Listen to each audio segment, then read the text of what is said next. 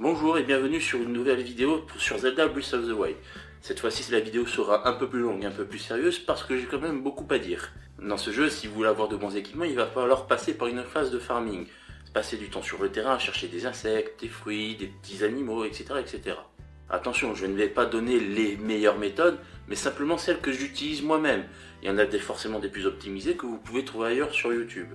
En attendant, moi celles que j'ai me viennent pour la plupart de mon expérience de jeu, mais aussi d'un YouTuber américain, Austin John Play, qui fait vraiment des tutos en anglais certes, mais vraiment bien fournis. D'ailleurs, si vous voulez consulter un peu plus sa chaîne et que vous vous débrouillez en anglais, vous pouvez toujours chercher le lien en description. Attention, je préfère prévenir, il risque d'y avoir du spoil, donc si vous voulez garder une âme pure et fraîche d'un jeune Bambi qui vient de naître, je vous conseille de partir tout de suite. En gros, si vous êtes casse-couille, vous pouvez toujours regarder, mais après, faudra pas venir vous plaindre. Avant de partir dans les recherches, il faut quand même s'équiper un minimum. La tenue Sheikah est vitale, par exemple. Rien que pour avancer normalement, grimper, sauter, nager sans faire de bruit, c'est vital. On la trouve contre quelques rubis au village de Cocorico.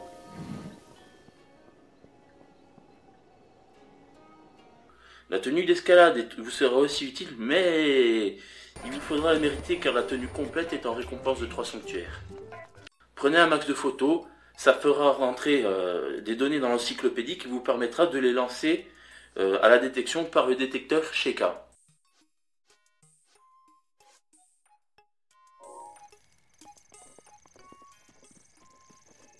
Si vous n'arrivez pas à voir la fameuse photo, allez voir l'assistant de la scientifique qui vous donnera des photos contre des rubis. Ça reste de l'aléatoire et ça revient cher au final, mais une fois l'encyclopédie remplie, ça sera beaucoup plus simple. Maintenant qu'on a la base, on peut passer à la suite.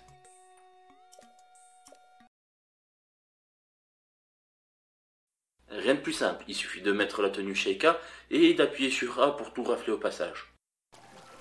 Même les poissons sont facilement attrapables de cette manière sans avoir forcément utilisé de bombes ou de flèches. A la rigueur, si les poissons sont un peu loin, Cryonis vous sera utile.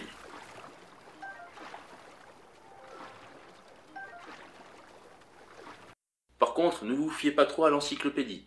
Ça vous donnera peut-être la possibilité de pouvoir les lancer dans la détection Sheikah, mais ça vous donnera pas forcément les meilleurs coins. Par exemple, la violette tempo. Vital si on veut un équipement d'escalade au max, ne se trouve pas en masse aux endroits indiqués.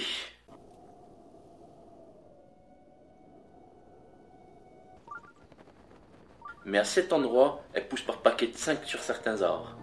De quoi s'en faire un bon paquet en très peu de temps. Ne négligez pas non plus les magasins, ils vous permettront de gagner du temps contre quelques rubis. Ils ne vous donneront pas les quantités nécessaires, mais ça sera quand même un sacré coup de pouce. Le mont Satori est un endroit où vous trouverez quelques ressources intéressantes. Pommes, glands, miel, carottes vigueur, champi tempo, princesse de la sérénité, etc.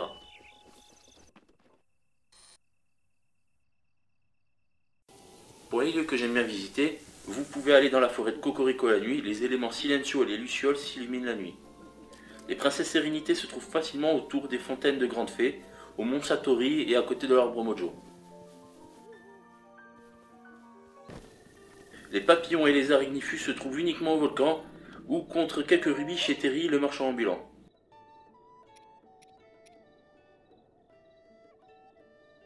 Le désert Gerudo est intéressant pour les fruits volts et les queues de lézard jaunes, mais les champivolts sont trouvables en quantité au nord d'Akala.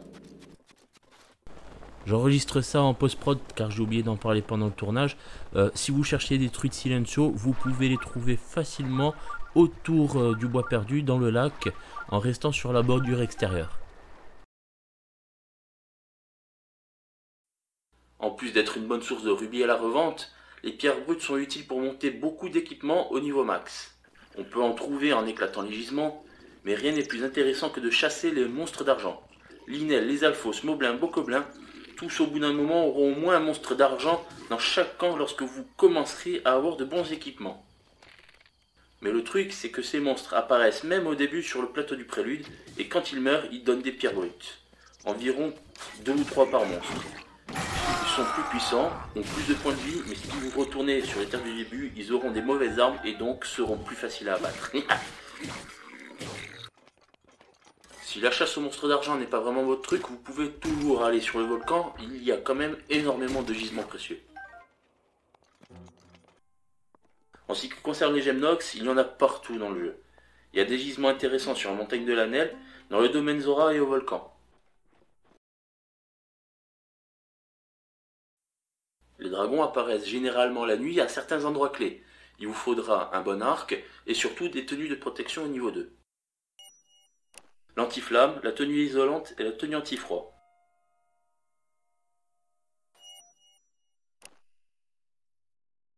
Il ne vous reste plus qu'à vous poster à certains endroits stratégiques et avancer vers les dragons avec la paravoile pour mieux viser la partie dont vous avez besoin. Vous avez le grand pont de Tamanta pour Ordrak, un pilier sud du pont de Lilia pour Ordrak, et en hauteur au passage de l'Anel pour Nedrak une fois que vous avez fait ce qu'il faut.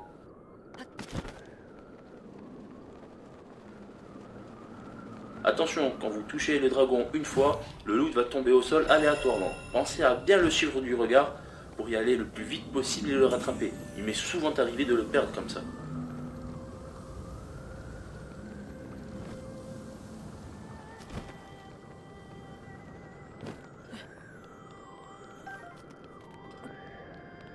Je fais une petite aparté, entre le moment où j'ai tourné les rushs du jeu et la vidéo que je suis en train de faire maintenant, j'ai trouvé une autre vidéo qui donne un point plus intéressant pour Ordrak. Je vous mets la vidéo en description. Ça, si vous débutez, cette astuce est faite pour vous. Quand vous récoltez des fées, lorsque vous en avez un certain nombre, normalement le jeu ne vous permet plus d'en choper des nouvelles. Du coup on est limité à 4 ou 5 fées maximum, naturellement.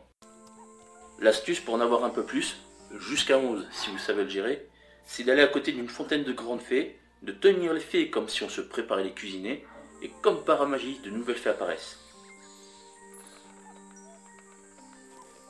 Il ne reste plus qu'à ranger celle qu'on tient et attraper les autres. Avec la tenue furtive, je vous rappelle.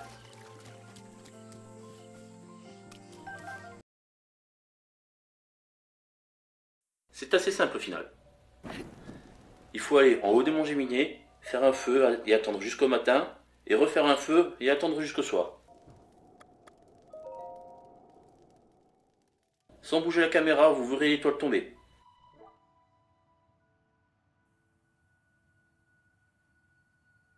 Il ne vous reste plus qu'à la marquer et aller la chercher avant le matin.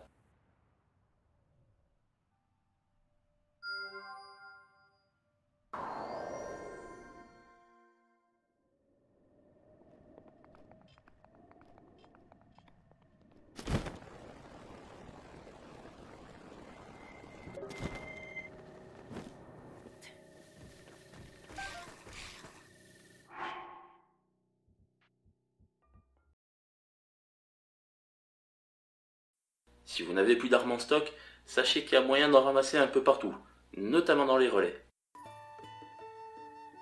À celui du pont de Tamanta, vous pouvez avoir un arc et une épée de soldat. Au relais du volcan, une hache de maître et un marteau de fer.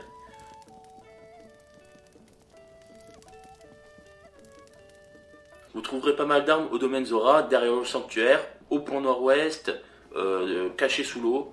Pour cela, il vous faudra utiliser Magnétis. Vous pouvez aussi aller dans une cachette secrète près de la tour Gerudo.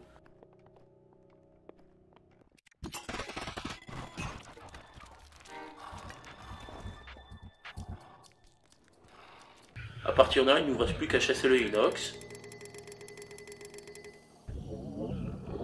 Et si vous en avez une paire bien accrochée, le linet d'argent est fait pour vous. Ces derniers lâchent vraiment les meilleures armes du jeu.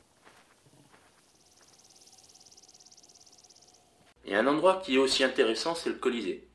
Au centre, il y a un linet qui deviendra argenté plus tard, mais si vous prenez le bâtiment par le haut, vous pouvez vous faire des ennemis par derrière et récupérer des armes élémentaires. Étage tout en haut, moblin et armes électriques. Étage du milieu, les alphos et armes de glace. Étage inférieur, bocoblin avec des armes de feu.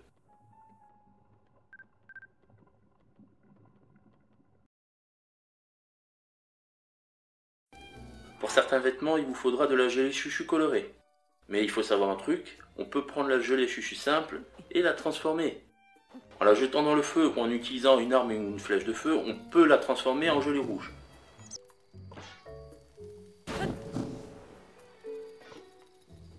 Pareil en utilisant des armes électriques pour avoir de la gelée jaune.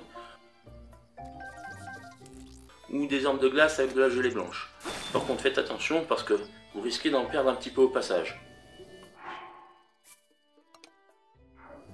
Je ne parle pas des morceaux de monstres car je vais faire d'autres vidéos sur Zelda et justement il y a beaucoup à dire sur eux, notamment au niveau des techniques pour les combattre. En tout cas j'espère que cette vidéo vous sera utile, vous permettra de farmer efficacement et rapidement les équipements. Si jamais vous trouvez quelque chose à dire, n'hésitez pas à dire en commentaire. Si vous voulez que je vous donne aussi d'autres coins que j'aurais peut-être pu oublier de vous situer, n'hésitez pas à me demander en commentaire. Si la vidéo vous a plu et que vous la jugez vraiment utile, n'hésitez pas non plus à la partager, ça fait toujours plaisir. En tout cas, je vous remercie d'avoir regardé, je vous souhaite un bon jeu.